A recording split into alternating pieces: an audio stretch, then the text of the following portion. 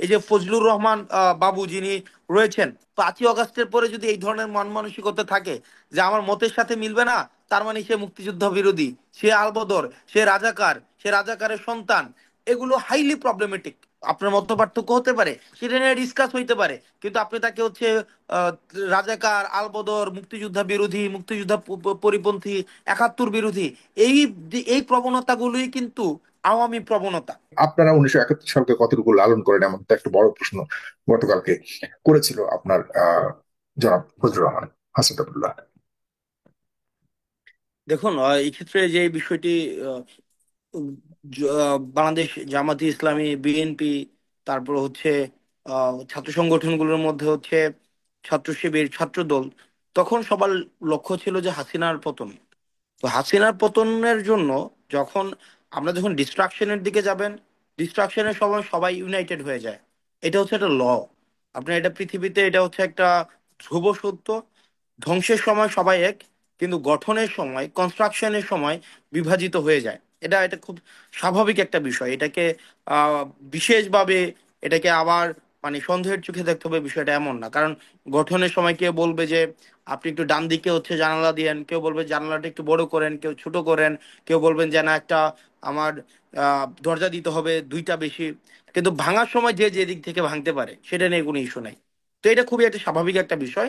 এখন এই কিন্তু প্রশ্ন বিষয়টা হলো এখানে আমি আমি গড়ার আমি সময় শেষ করি। গড়ার সময় কাউকে কি বাদ দিতে চান কিনা? কারণ বিএনপি মনে করে, অনেকেই মনে করে যে আওয়ামী লীগকে মাইনাস করেছেন, বিএনপি কেও মাইনাস করবার একটা বড় ধরনের প্রচেষ্টা চলছে। এখন বিষয়টা হচ্ছে যেটা, যে আমরা এই যে একটা স্বাভাবিক বিষয়টাকে কতটা গ্রহণযোগ্য পর্যায়ে আমরা রাখতে পারি।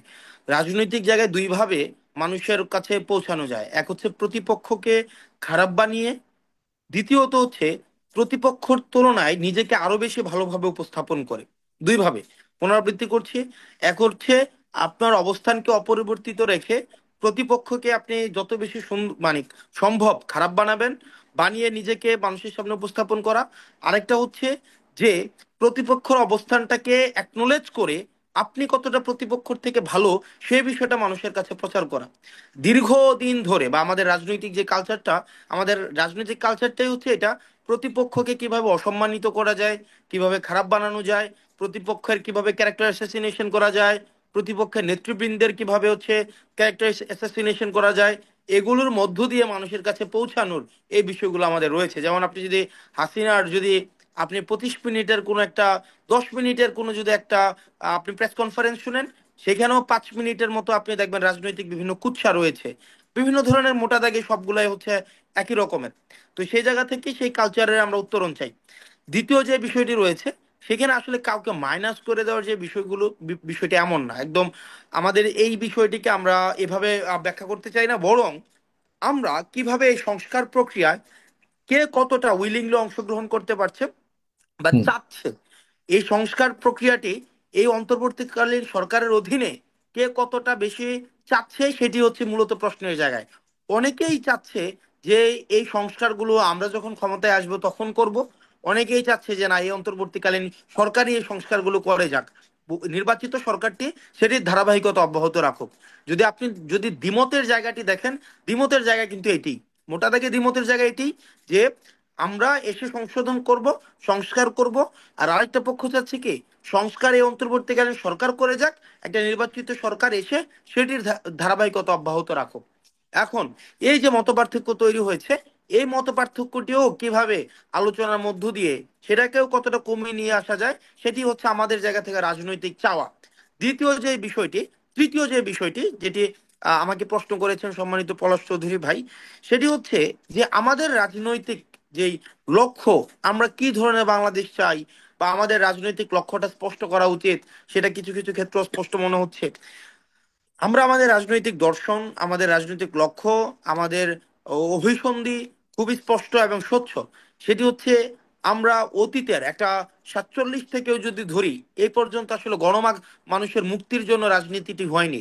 রাজনীতিটি হয়ে গিয়েছে একটা পক্ষকে, একটা নানা মত এবং নানা পথের মানুষ ছিল, কিন্তু সেই নানা মত এবং পথকে স্বীকৃতি না দিয়ে একটা গোষ্ঠীকে সেখানে বেশি সুবিধাভোগী করার জন্য কোনো পরিবারকে সুবিধাভোগী করার জন্য, কোনো ব্যক্তিকে সুবিধাভোগী করার জন্য হচ্ছে আমাদের অতীতের রাজনীতিটি চলে এসছে।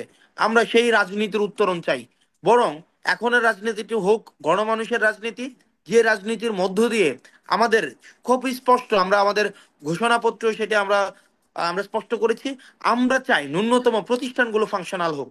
যেমন গতকাল যেই আমাদের সম্মানিত বর্ষিয়ান যে রাজনীতিবিদ, যিনি গতকাল হচ্ছে একটি টকশোতে, আপনার টকশোতে উনি খুব রিয়েক্টিভ আচরণ করেছেন। আমার কাছে মনে হয় গতকালের থেকে আমাদের শিক্ষা নেওয়ার আছে।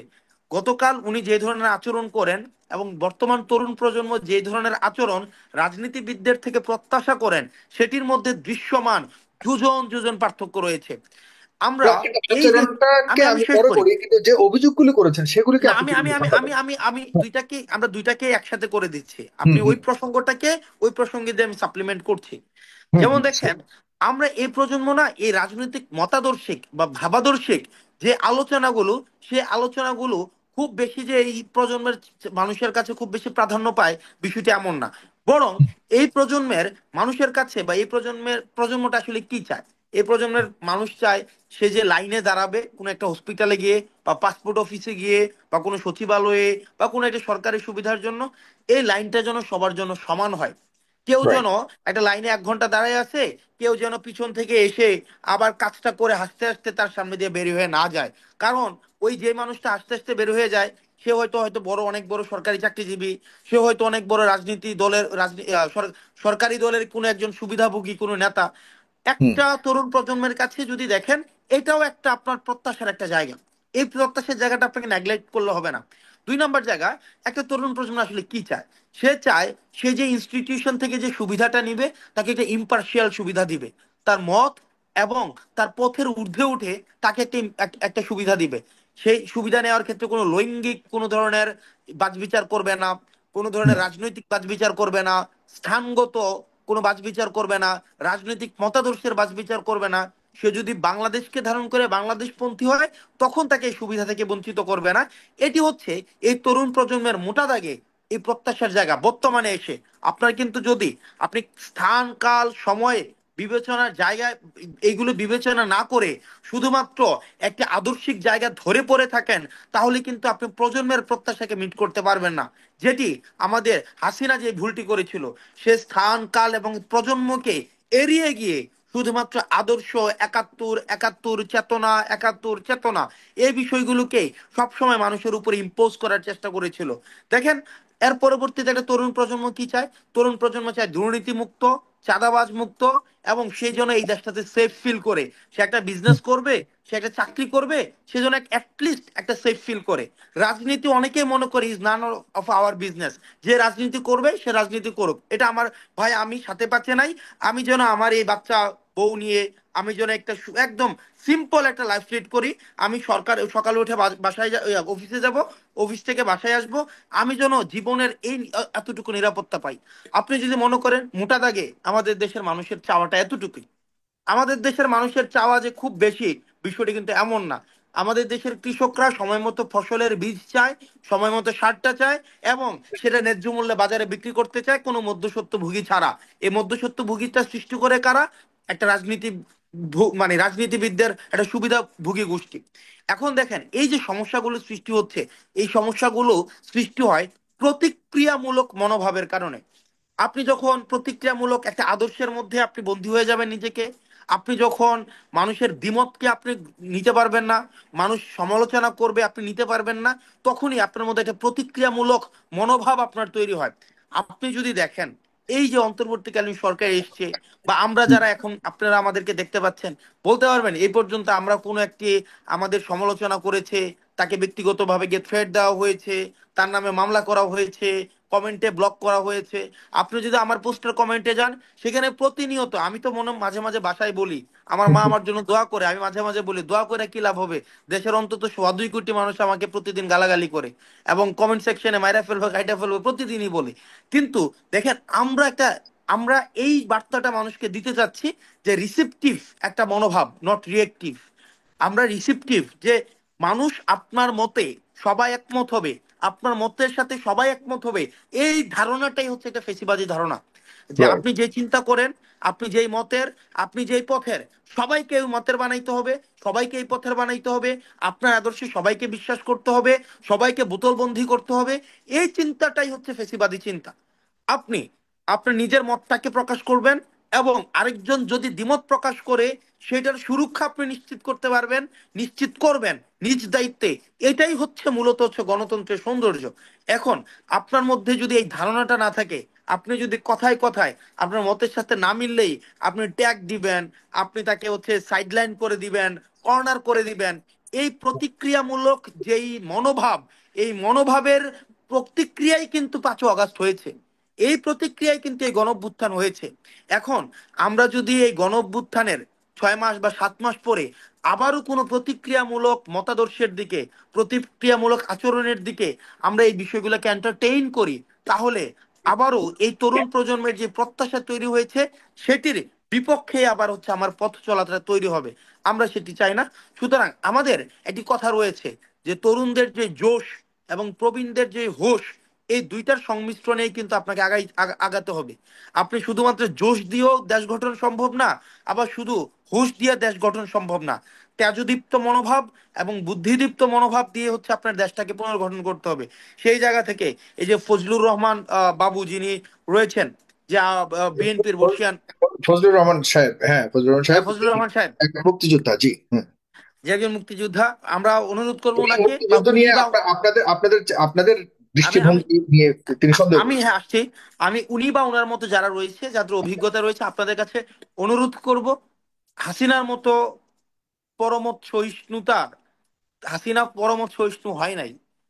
এই সহনশীলতা যদি চর্চা না করতে পারেন, তাহলে আমাদের সামনে ওনার যে একটা প্রশ্নগুলি আপনাদেরকে ঘিরে, ওনার যে অভিযোগগুলি, সেই ব্যাপারে আপনি যদি আমি আমি আসছি, আমি এখানে যে ফজলুর রহমান রয়েছেন, উনি ব্যক্তি ফজলুর রহমান কিন্তু না।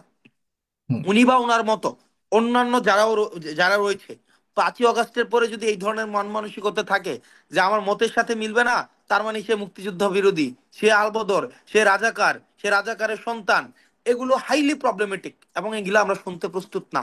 এগুলো কিন্তু এই প্রজন্ম বা তার প্রজন্মের যারা হচ্ছে সমঝদার মানুষ, তারা এগুলোকে, তারা সেগুলোকে শুনতে আগ্রহ না। আপনার মত পার্থক্য হতে পারে, সেটা নিয়ে ডিসকাস হইতে পারে, কিন্তু আপনি তাকে হচ্ছে আহ, রাজাকার, আলবদর, মুক্তিযোদ্ধা বিরোধী, মুক্তিযোদ্ধা পরিপন্থী, 71 বিরোধী, এই এই প্রবণতাগুলোই কিন্তু আওয়ামী প্রবণতা। আপনার আওয়ামী লীগ তো একটা ধর্ম, আওয়ামী লীগ তো একটা লাইফস্টাইল, আওয়ামী লীগ তো একটা স্যাট কোড অফ কন্ডাক্ট। এই জিনিসগুলো শুধুমাত্র যে আপনি আওয়ামী লীগের ফর্ম ফিল আপ করে তারপর হচ্ছে আওয়ামী লীগের সদস্য হইলেই যে আপনার মধ্যে আওয়ামী লীগের আচরণ থাকবে, বিষয়টি এমন না। আওয়ামী লীগের আচরণ আপনি বিএনপি করার পরও অনেকের মধ্যে আওয়ামী লীগের আচরণ থাকতে পারে, জামাতে ইসলামী করার পরেও তার মধ্যে আওয়ামী লীগের আচরণ থাকতে পারে, এনসিপির অনেকের মধ্যে আওয়ামী লীগের আচরণ থাকতে পারে। আওয়ামী লীগটা তো শুধুমাত্র যে আওয়ামী লীগের ব্যানারে দাঁড়ায় আপনি রাজনীতি করলে যে আওয়ামী লীগের আচরণ থাকবে, বিষয়টা এমন না। সুতরাং যে যে রাজনৈতিক মানে দলেরই হোক আপনাদের না কেন, ভিতরেও এবং আপনারাও আমি আমার শিবিরকে নিজের লালন মধ্যেও, করেন, জামাত হ্যাঁ ইসলামের আমি আমার আদর্শকে নিজের লালন মধ্যেও, করেন।